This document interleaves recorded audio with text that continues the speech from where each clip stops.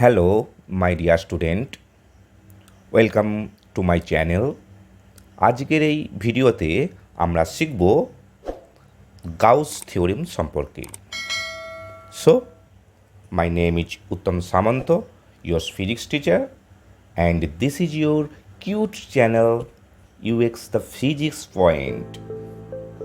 এসো আমরা প্রথম গাউস থিওরেমের স্টেটমেন্টটা দিয়ে দিই।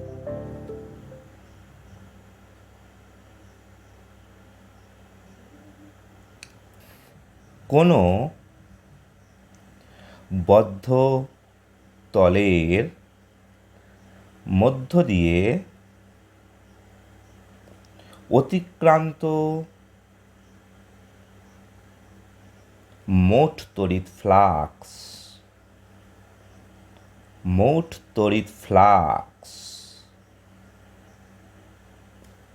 ওই তলের অভ্যন্তরে অবস্থিত মোট আধানের 1/ε0 গুণ।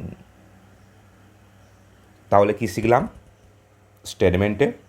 কোনো বদ্ধতলের মধ্য দিয়ে অতিক্রান্ত মোট তড়িৎ ফ্লাক্স ওই তলের অভ্যন্তরে অবস্থিত মোট আধানের 1/ε0 গুণ। তাহলে এর ম্যাথামেটিক্যাল এক্সপ্রেশনটা কী হবে সেটাও জানা দরকার। এসো ম্যাথামেটিক্যাল এক্সপ্রেশন।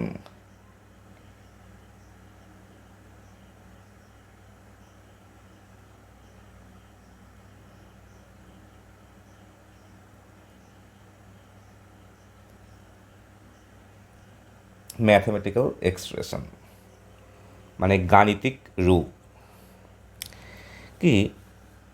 আচ্ছা, আগে একটা ড্রয়িং করে ফেলে যাক।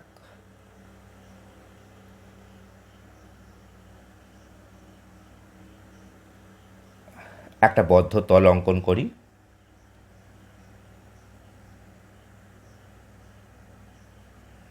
আচ্ছা, সেই বদ্ধ তলের ভিতরে রয়েছে একটা প্লাস কিউ আধান। হ্যাঁ, আর বদ্ধতলকে কতকগুলো ক্ষুদ্র ক্ষুদ্র তলের সমষ্টিরূপে কল্পনা করব। তাহলে এই ক্ষুদ্র ডিএস তলের ভেক্টরটা হবে ঊর্ধ্বমুখী, আর পি বিন্দুতে ইলেকট্রিক ফিল্ডটা সোজা হবে বহির্মুখী। ঠিক আছে? তাহলে এই তলটি হচ্ছে 3D মানে 3 ডাইমেনশনাল গাউসিয়ান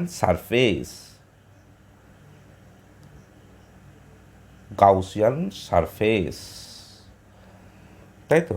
তাহলে এই যে কিউ আধান, এখান থেকে ফিল্ড লাইন্সগুলো বের হয়ে তলকে ছেদ করে বাইরে বেরিয়ে যাবে। আমরা ড্রয়িং করি, এখান থেকে বের হয়ে তলকে ছেদ করে বেরিয়ে যাচ্ছে। ঠিক আছে?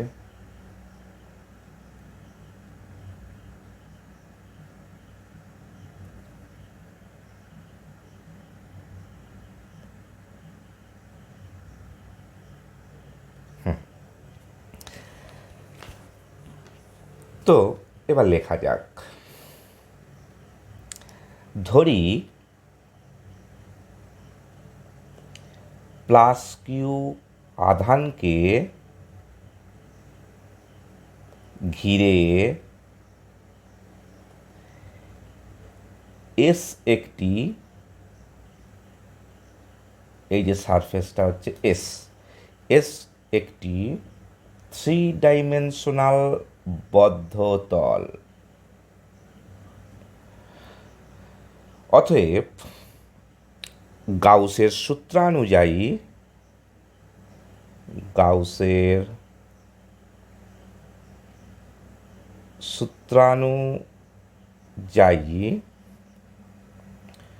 ওই তল হতে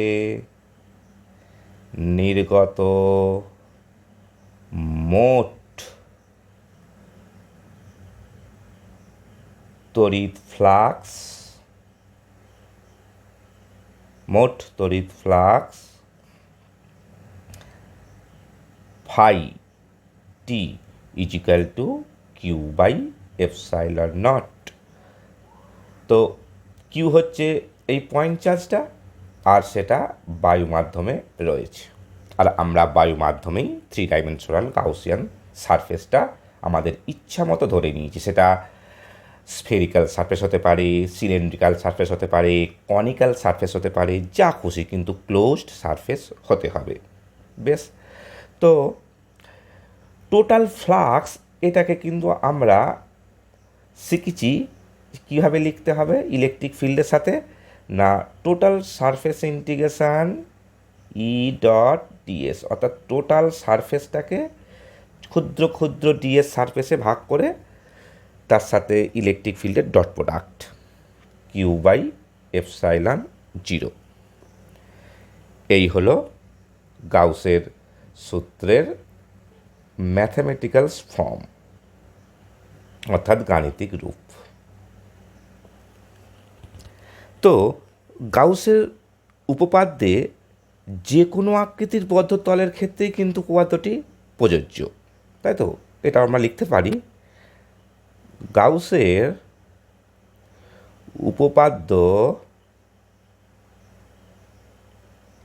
উপপাদ্যটি যে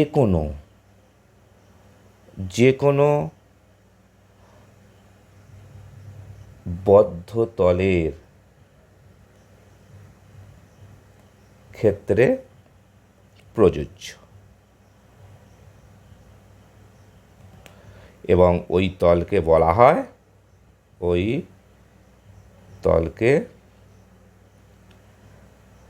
বলা হয় গাউসিয়ান সারফেস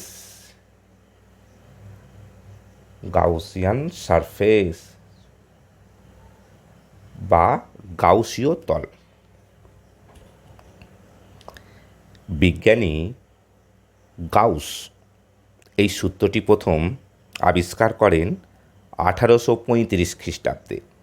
তিনি ছিলেন একজন জার্মান গণিতজ্ঞ ও পদার্থবিদ, এবং গাউসের এই উপপাদ্যটি ম্যাক্সওয়েলের যে 4টি ইকুয়েশান আছে তাদের মধ্যে কিন্তু একটা অন্যতম।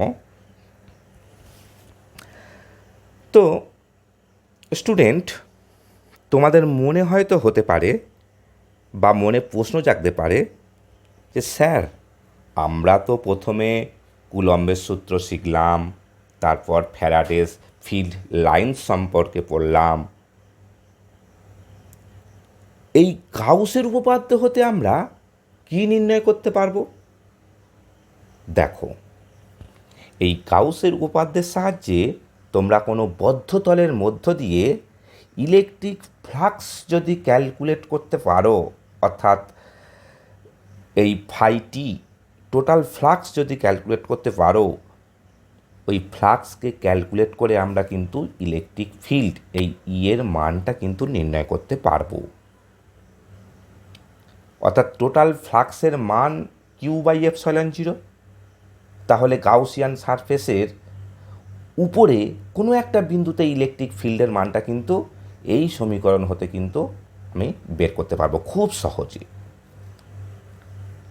তোমরা বলবে, স্যার আমরা তো আগেই ইলেকট্রোস্ট্যাটিক্স 2, ইলেকট্রোস্ট্যাটিক্স 3-এ বিভিন্ন ক্ষেত্রে ইলেকট্রিক ফিল্ড বের করার টেকনিক শিখেছি, তো নতুন করে আবার গাউসের উপপাদ্য জানার প্রয়োজন হলো কেন? হ্যাঁ, এর উত্তরে আমি বলবো যে সরাসরি গাউসের উপপাদ্য প্রয়োগ করে আমরা সিমেট্রিক্যাল চার্জ ডিস্ট্রিবিউশনের ক্ষেত্রে খুব সহজে ইলেকট্রিক ফিল্ড বের করতে পারি। সিমেট্রিক্যাল চার্জ ডিস্ট্রিবিউশন কিন্তু হতে হবে। যেমন ধরো পয়েন্ট চার্জ থেকে কোনো একটা দূরে আমি ফিল্ড বের করতে পারি, সেক্ষেত্রে গাউসিয়ান সারফেসটা হবে কি? একটা স্ফিয়ার। অসীম দৈর্ঘ্যের একটা পরিবাহী তার থেকে কিছু দূরে আমরা ফিল্ড বের করতে পারি, সেক্ষেত্রে গাউসিয়ান সারফেসটা হবে কি? একটা সিলিন্ড্রিক্যাল সারফেস। তো এইভাবে কিন্তু আমরা গাউসের এই উপপাদ্যটি প্রয়োগ করে সরাসরি কিন্তু ফিল্ড বের করতে পারি। তো এবার তোমরা বলবে, স্যার কেবলমাত্র সিমেট্রিক্যাল চার্জ ডিস্ট্রিবিউশনের ক্ষেত্রেই কি এই গাউসের সূত্রটি প্রযোজ্য? না, তা কিন্তু নয়। যে কোনো চার্জ ডিস্ট্রিবিউশনের ক্ষেত্রে গাউসের কিন্তু এই উপপাদ্যটি কিন্তু প্রয়োগ করা যায়, তবে সব ক্ষেত্রে এই উপপাদ্যটি কিন্তু ইউজফুল নয়। তার মানে কি? তার মানে খুব সহজে কিন্তু ফিল্ডসকে বের করা সম্ভব নয়, ইলেকট্রিক ফিল্ডসকে কিন্তু বের করা সম্ভব নয়। সিমেট্রিক্যাল চার্জ ডিস্ট্রিবিউশন হলে আমরা গাউসিয়ান সারফেস ধরে নিয়ে কিন্তু ইলেকট্রিক ফিল্ড বের করতে পারি। তো এ বিষয়ে ইংলিশ রাইটার গ্রিফিক্স একটা সুন্দর তথ্য কিন্তু উপস্থাপন করেছেন, এই কিভাবে ইলেকট্রিক ফিল্ডস বের করব, কিভাবে গাউসিয়ান সারফেস ধরব, সে বিষয়ে কিন্তু ইলেকট্রিক ফিল্ড বের করার জন্য সুন্দর একটা তথ্য কিন্তু তিনি দিয়েছেন। তো তিনি বলেছেন কি না, Gauss's law is always applicable. Gauss's law is always applicable.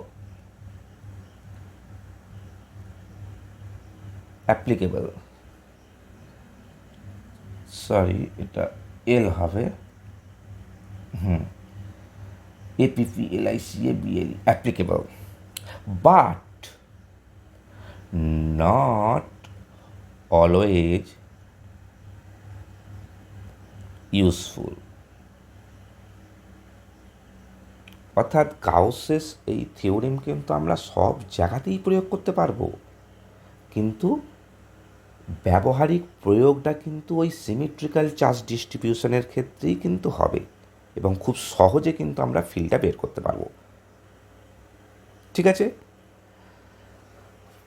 তো ইরেগুলার চার্জ বডির ক্ষেত্রে কি তাহলে আমরা ফিল্ড বের করতে পারবো না? হ্যাঁ, বের করতে পারবো, কিন্তু তার ম্যাথামেটিক্যাল ক্যালকুলেশানটা কিন্তু খুব ক্রিটিক্যাল হবে। তো সিমেট্রিক্যাল চার্জ বডি এর ক্ষেত্রে ইলেকট্রিক ফিল্ড বের করার জন্য গ্রিফিক্স সাহেব কতগুলো পয়েন্ট তিনি উল্লেখ করেন। তোমরা কিন্তু ভুল করে এগুলিকে গাউসেস থিওরেমের প্রয়োগের কন্ডিশন যেন ভেবো না। তিনি কতগুলো পয়েন্ট উল্লেখ করেছেন যাতে সহজে সিমেট্রিক্যাল চার্জ ডিস্ট্রিবিউশনের ক্ষেত্রে সহজে ফিল্ড বের করা যায়। অর্থাৎ গাউসিয়ান সারফেসকে কীরকম হতে হবে, এইসব আমি পয়েন্ট আউট করছি, সেগুলো সবই দেখে নাও। 1 নম্বর পয়েন্ট, গাউসীয়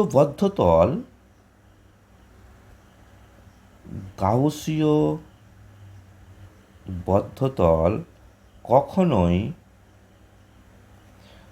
পয়েন্ট চার্জ কে স্পর্শ করবে না। ছবিটা দেখি। দেখো, এই যে ছবিটা করেছি এটা হচ্ছে পয়েন্ট চার্জ, তাই একে ঘিরে যে আমি 3 ডাইমেনশনাল গাউসিয়ান সারফেসটা এঁকেছি, এই সারফেসটা কিন্তু পয়েন্ট চার্জকে কিন্তু টাচ করে না। পয়েন্ট চার্জটা সারফেসের ভিতরে আছে। ঠিক আছে? সেইভাবে কিন্তু গাউসিয়ান সারফেসকে ড্রয়িং করতে হবে বা কল্পনা করতে হবে। দ্বিতীয় পয়েন্ট, কোনো আহিত বস্তু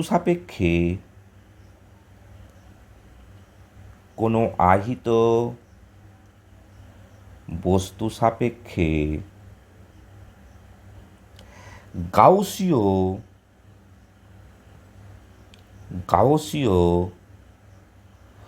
বদ্ধতল অবশ্যই সিমেট্রিক হতে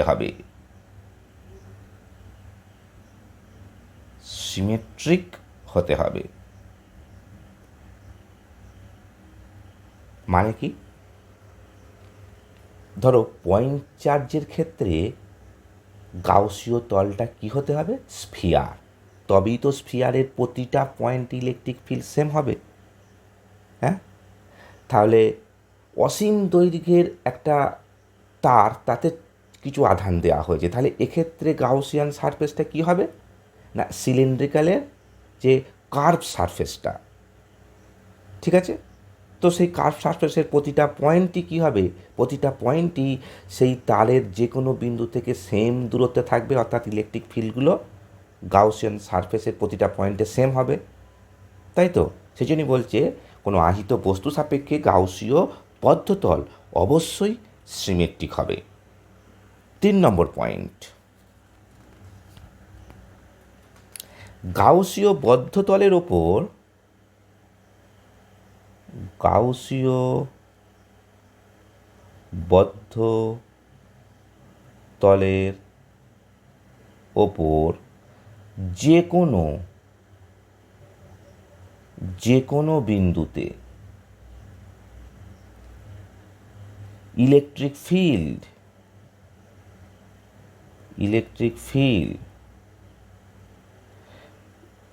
এর মান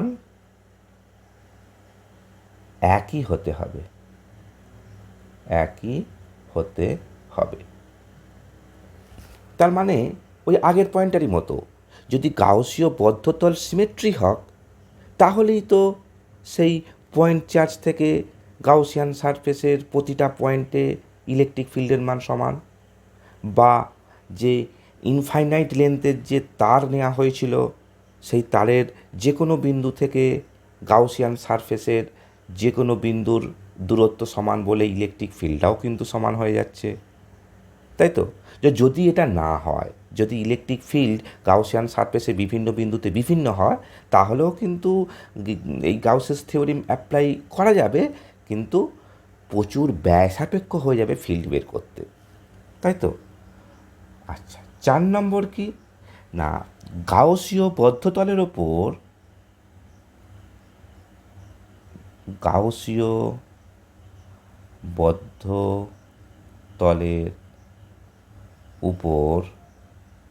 যে কোনো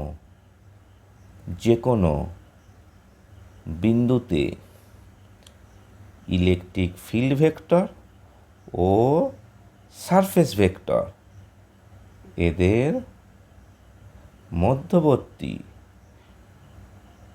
কোণ একই হতে হবে।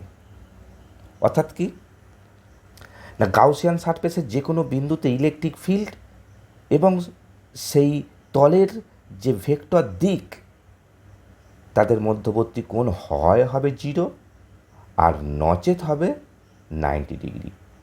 0 মানে কি না, 0 মানে হচ্ছে সেই তলের ভেক্টর দিক যেদিকে, ইলেকট্রিক ফিল্ডও সেদিকে।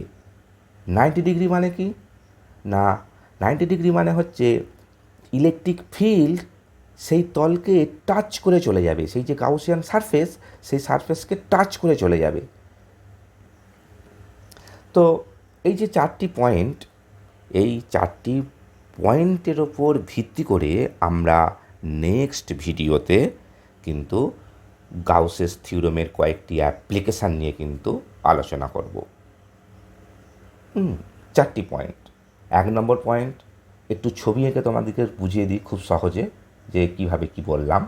1 নম্বর পয়েন্ট, গাউসীয় বদ্ধতল কখনোই পয়েন্ট চার্জকে স্পর্শ করবে না। তার মানে কি, এই পয়েন্ট চার্জ তো গাউসিয়ান তলটা কিন্তু এরকম হবে, কখনোই কিন্তু এই পয়েন্ট চার্জ আর গাউসিয়ান তলটা ঠিক এরকম কিন্তু হবে না। অর্থাৎ পয়েন্ট চার্জটা কিন্তু গাউসিয়ান সারফেসের ভিতরে অবস্থিত হতে হবে, একদম তার তলের ওপরে নয়, ঠিক আছে? 2 নম্বর কি, কোনো আহিত বস্তু সাপেক্ষে গাউসীয় বদ্ধতল অবশ্যই সিমেট্রিক হতে হবে। তা আহিত বস্তু, ধরো এটা হচ্ছে পয়েন্ট চার্জ প্লাস কিউ, তাহলে গাউসিয়ান সারফেসটা কি হতে হবে, স্ফেরিক্যাল। ধরো এটা ইনফাইনাইট লেন্থের একটা তার,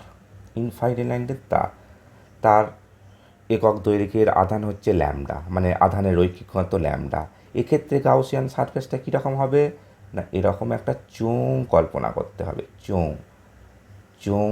করতে হবে, তাই তো? তাহলে তারের প্রতিটা বিন্দু থেকে চোঙের বক্রতলের দূরত্ব কিন্তু সেম, দেখো সেম, তাই তো? তাহলে কি না সিমেট্রিক হলো, তাই তো? স্ফিয়ার হলো সিমেট্রিক, আর সিলিন্ড্রিক্যাল সারফেস হলো কিন্তু সিমেট্রিক আসছে। 3 নম্বর পয়েন্ট কি? 3 নম্বর পয়েন্ট হচ্ছে গাউসীয় বদ্ধতলের ওপর যে কোনো বিন্দুতে ইলেকট্রিক ফিল্ডের মান কিন্তু একই হতে হবে। দেখো, গাউসীয় বদ্ধতল ধরো এইটা স্ফিয়ারটা, এর প্রতিটা বিন্দুতে ইলেকট্রিক ফিল্ডের মান কিন্তু সেম, কারণ ডিস্ট্যান্স তো সেম, ডিস্ট্যান্স সেম, তাহলে ইলেকট্রিক ফিল্ডের মান কি একদম সেম আসবে, তাই তো? 1/4πε0 Q/r², আর যদি দূরত্ব হয় তাহলে Q/r² ইলেকট্রিক ফিল্ড। এখানেও যেহেতু দূরত্ব সেম অর্থাৎ যে সিলিন্ড্রিক্যাল যে সারফেসটা আমি কল্পনা করেছি তার তো রেডিয়াসটা সেম, আর তাহলে প্রতিটা বিন্দুতে কিন্তু কি হবে, ইলেকট্রিক ফিল্ডটা কিন্তু সেম হবে, ইলেকট্রিক ফিল্ডটা কিন্তু সেম হবে প্রতিটা বিন্দুতেই। ঠিক আছে? আচ্ছা, 4 নম্বর কি? গাউসীয় বদ্ধতলের ওপর যে কোনো বিন্দুতে ই ভেক্টর এবং ডিএস ভেক্টর এদের মধ্যবর্তী কোণ একই হতে হবে, অর্থাৎ হয় 0 ডিগ্রি না হয় 90 ডিগ্রি। দেখো, এই যে একটা যদি আমি ডিএস ক্ষেত্র এখানে কল্পনা করি, তার ভেক্টর দিক কোনটা না এই দিকে, হ্যাঁ? আর পয়েন্ট চার্জের জন্য এর দিক কোনটা না সেটাও সেই এই দিকে, এর দিকটাও এইদিকে, এক্ষেত্রে থিটাটা কি 0 ডিগ্রি, তাহলে এই স্ফিয়ারটা কিন্তু একটা গাউসিয়ান সারফেস, তাই তো? এবার ধরো এই যে ইনফাইনাইট লেন্থের একটা তারকে আধান দেওয়া হয়েছে, আধানের রৈখিক ঘনত্ব হচ্ছে ল্যামডা, তাহলে গাউসিয়ান সারফেসটা কি না একটা বদ্ধ সিলিন্ডার, তাহলে দেখো এই যে দুটো প্লেন সারফেস আছে নিচের দিকে, তাহলে এই প্লেন সারফেসের দিক হচ্ছে ঊর্ধ্বমুখী, ভেক্টর দিকটা হচ্ছে ঊর্ধ্বমুখী, তাই তো? আর ইলেকট্রিক ফিল্ড ভেক্টরটা কোন দিকে ই, তাহলে অ্যাঙ্গেলটা কত 90 ডিগ্রি, তাই তো? অর্থাৎ এই যে উপরের দিকে এবং নিচের দিকে দুটো প্লেন সারফেস আছে, এই প্লেন সারফেসের মধ্য দিয়ে কিন্তু ইলেকট্রিক ফ্লাক্স কিন্তু থাকবে না, তাই তো? শুধুমাত্র ফ্লাক্সটা কোন তল দিয়ে হবে না শুধুমাত্র এই কার্ভ সারফেস দিয়ে কিন্তু ফ্লাক্সটা হবে, ইলেকট্রিক ফ্লাক্সটা শুধুমাত্র কার্ভ সারফেস দিয়ে আসবে। সেই জন্যই বলছে হয় থিটা 0 না হয় থিটা 90, এরকম কিন্তু হবে না, এরকম কিন্তু অ্যাপ্লাই করা যাবে না, নয় অ্যাপ্লাই করা যাবে কিন্তু সহজে বের করা যাবে না। ওই যে গ্রিফিক্স সাহেবের সেই সেন্টেন্সটি, always applicable but not always useful. এর ধরো এর সারফেস দিকটা হচ্ছে এই দিকে আর ইলেকট্রিক ফিল্ডটা এই দিকে, তো এর ক্ষেত্রে কিন্তু এই ক্ষেত্রে কিন্তু আমি ইলেকট্রিক ফিল্ডের মানটা কিন্তু বের করতে পারবো না, প্রতিটা পয়েন্টে ইলেকট্রিক ফিল্ডের মান কী হবে সেটা কিন্তু বের করা খুব কষ্টকর, তাই তো? বেশ, দেখো তো গাউসিয়ান এই থিওরেম নিয়ে কেন এত বেশি আলোচনা করছি না, এই গসেস থিওরেম ফিজিক্সে এত ইম্পর্টেন্ট যে ইলেকট্রোস্ট্যাটিক্স এবং ইলেকট্রোম্যাগনেটিজম পড়ার ক্ষেত্রে কিন্তু এই গাউসেস থিওরেম কিন্তু কাজে লাগবে। শুধু যে ইলেকট্রোম্যাগনেটিজমের ক্ষেত্রে নয়, নিউটনের মহাকর্ষ সূত্রেও কিন্তু এই গাউসিয়ান থিওরেমের কিন্তু ইউজ রয়েছে। অর্থাৎ যে কোনো ইনভার্স স্কোয়ারস ল নিশ্চয়ই তোমরা জানো যে ফিল্ড যদি দূরত্বের বর্গের ব্যস্তানুপাতে পরিবর্তিত হয়, তাহলে এই যে ম্যাথমেটিক্যাল এক্সপ্রেশন এটাকে বলা হচ্ছে কি ইনভার্স স্কোয়ারস ল ইকুয়েশান। তো যে কোনো ইনভার্স স্কোয়ারস ল ইকুয়েশানের ক্ষেত্রে কিন্তু এই গাউসের উপপাদ্য কিন্তু কাজে লাগবে। যাই হোক, এখন আমরা একটি পয়েন্ট চার্জের চারপাশে যে কোনো আকৃতির একটা গাউসিয়ান সারফেস ধরে নিয়ে গাউসের যে উপপাদ্য অর্থাৎ E.ds surface integration S = Q/ε0 এটা কিন্তু আমরা প্রমাণ করব। ঠিক আছে, প্রুফ গসেস থিওরেম।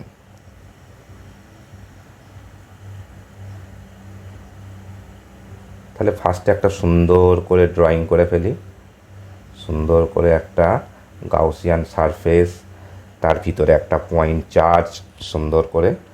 আচ্ছা, এই হচ্ছে প্লাস কিউ একটা পয়েন্ট চার্জ, আর এই হলো একটা গাউসিয়ান সারফেস এস। তো এই কল্পিত গাউসিয়ান সারফেসটা বায়ু মাধ্যমে আছে বলে তার তড়িৎভেদ্যতা এপসাইলন নট লিখলাম, পয়েন্ট চার্জটা ও বিন্দুতে। আমরা এই পি বিন্দুকে কেন্দ্র করে ছোট্ট একটা সারফেস কল্পনা করলাম, ডিএস। এটা হচ্ছে ডিএস ভেক্টর। তো কিউব আধান হতে এই পি বিন্দুর দূরত্ব হচ্ছে আর, এবং ইলেকট্রিক ফিল্ডটা সোজা এই দিক বরাবর, তাই তো, সোজা এই দিক বরাবর। দেখো এই যে ডিএস অঞ্চলটি, অর্থাৎ আমি কালার করছি, এই যে ডিএস অঞ্চলটি, এই ডিএস অঞ্চলটি কিউ অর্থাৎ ও বিন্দুতে, যেখানে কিউ প্লাস কিউ চার্জটা রয়েছে, ওই ও বিন্দুতে একটা ঘন কোণ উৎপন্ন করবে। ওটা হচ্ছে ম্যাথামেটিক্সের ব্যাপার, আমি তবুও ড্রয়িং করে দিচ্ছি। একটা ঘন কোণ কিন্তু উৎপন্ন করবে। দেখো ঠিক এখান থেকে এখানে টানলাম, এখান থেকে এখানে টানলাম, এখান থেকে এখানে টানলাম, তো একটা ঘন কোণ কিন্তু উৎপন্ন করলো, যাকে আমরা ডি ওমেগা দিয়ে বলবো, ব্যাস।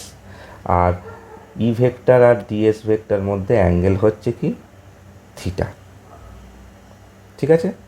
তো গাউসেস থিওরেম প্রুফ করার জন্য তাহলে আমরা লেখা শুরু করি। ধরা যাক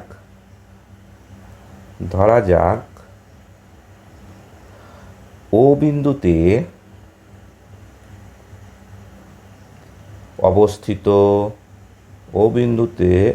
অবস্থিত প্লাস কিউ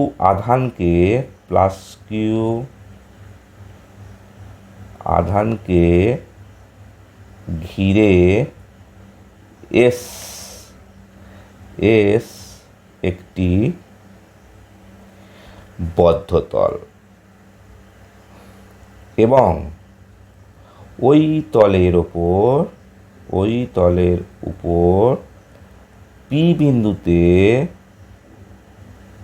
ডিএস একটি খুব ক্ষুদ্র ক্ষেত্র। আর ও বিন্দু হতে পি বিন্দুর দূরত্ব, এই যে পি বিন্দু, এর দূরত্ব আমি আর ধরে নিয়েছি। ও বিন্দু হতে পি বিন্দুর দূরত্ব আর, তাই তো। তাহলে এই প্লাস কিউ আধানের জন্য পি বিন্দুতে প্রাবল্য কি হবে? খুব সহজ ব্যাপার, প্লাস কিউ আধানের জন্য পি বিন্দুতে প্রাবল্য কি হবে না, = 1/4πε0 Q/r², আর ক্যাপ, তাই তো। দূরত্ব যেহেতু আর ক্যাপ হচ্ছে ইউনিট ভেক্টর, তাই তো। তাহলে ওই যে ক্ষুদ্র ডিএস ক্ষেত্র কল্পনা করেছিলাম, তাহলে ডিএস ক্ষেত্রের মধ্য দিয়ে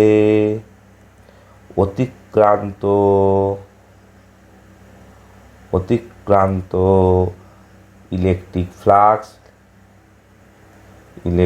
ফ্লাক্স, তাই তো, কি হবে না, ডিফাই = কি, আমরা আগেই জেনেছি যে E.ds, অর্থাৎ ইলেকট্রিক ফিল্ড ভেক্টর এবং এরিয়া ভেক্টরের ডট প্রোডাক্ট, তাই তো। এটা আমরা আগেই জেনেছি কিন্তু ইলেকট্রিক ফ্লাক্স পড়ার সময়।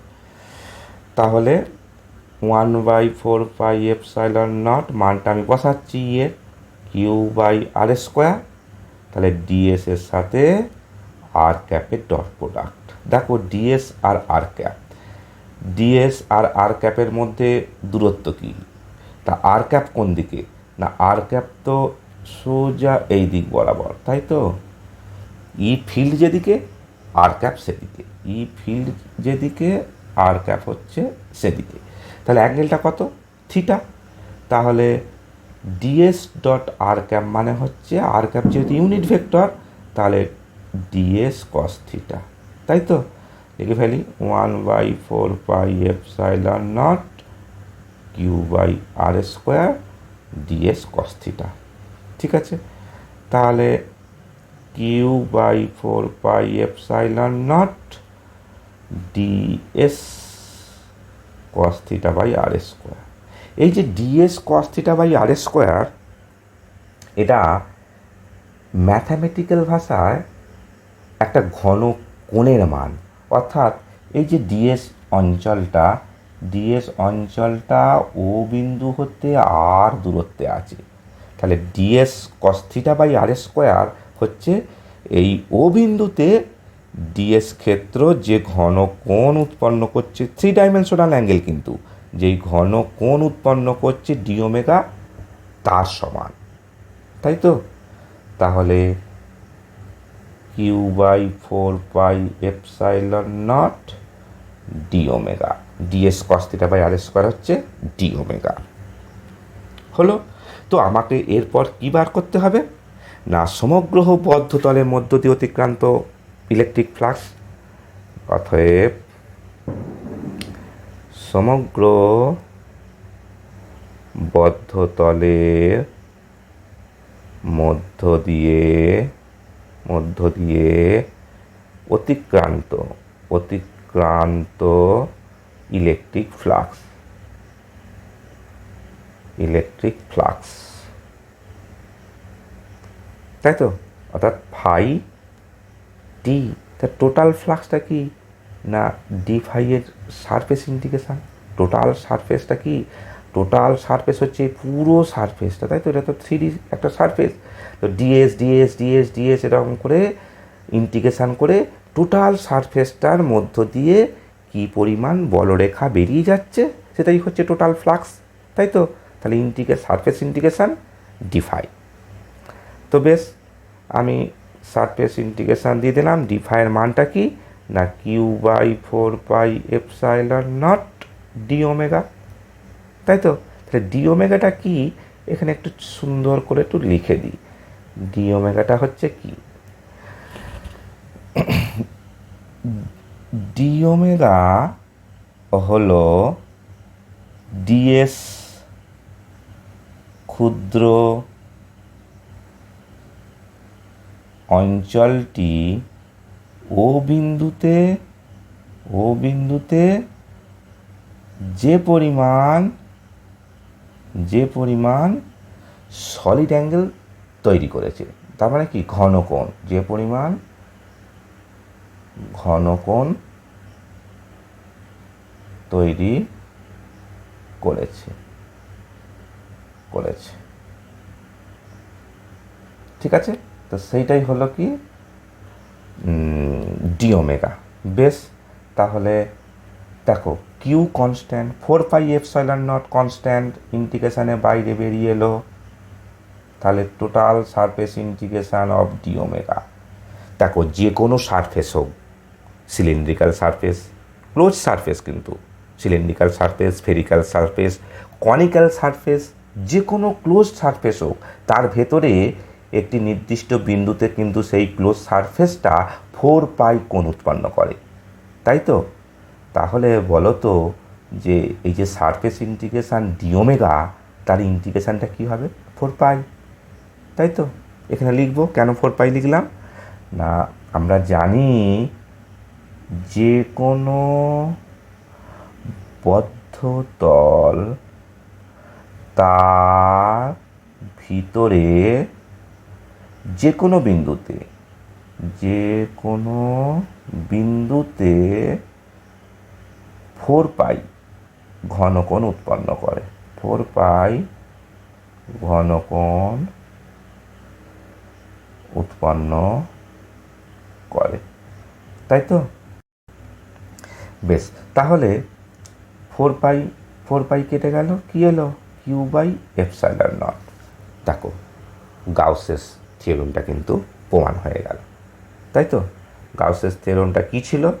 না, যে কোনো বদ্ধতলের মধ্য দিয়ে অতিক্রান্ত তড়িৎ ফ্লাক্স, অর্থাৎ তড়িৎ ফ্লাক্স, সেটা কীভাবে লিখব? না, E.ds, তাই তো? সারফেস ইন্ডিকেশনটা ক্লোজ, এই গোল চিহ্ন দেওয়া মানে ক্লোজ, এস মানে সারফেস, তাই তো? ইজিক্যাল টু কি? না, Q/ε0। তো এটা হয়ে গেল কি? গাউসের উপপাদ্যটি প্রমাণ।